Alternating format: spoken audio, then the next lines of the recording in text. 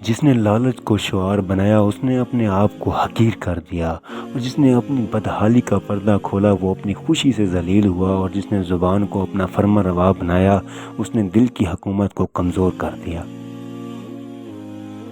بخل آر ہے اور بزدلی عیب ہے، اور ناداری ذہین آدمی کو ایسا گونگا بنا دیتی ہے کہ وہ اپنی حجت پیش نہیں کر سکتا، اور مفلس آدمی اپنے شہر میں بھی پردیسی ہوتا ہے، اور بیچارگی ایک آفت ہے، صبر شجاعت اور زہد دولت ہے، اور پرہیزگاری ڈھال ہے۔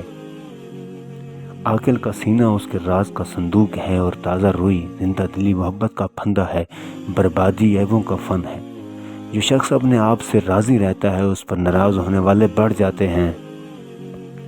جب دنیا کسی کی طرف رخ کرتی ہے تو وہ دوسروں کی خوبیاں اسے ادھار دے دیتی ہے، اور جب اس سے پیٹھ پھیرتی ہے تو اس کی اپنی خوبیاں بھی چھین لیتی ہے۔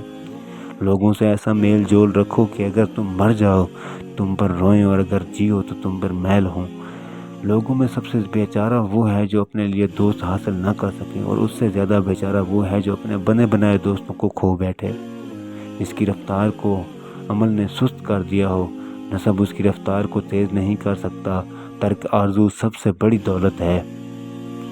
اللہ کی بارگاہ میں وہ بدی جو تمہیں رنجیدہ کر دے، اور اس کی نیکی سے بہتر ہے جس پر تمہیں ناز ہو۔ بھوکے شریف اور سیر شکم کمینہ کی جملہ سے خائف رہو۔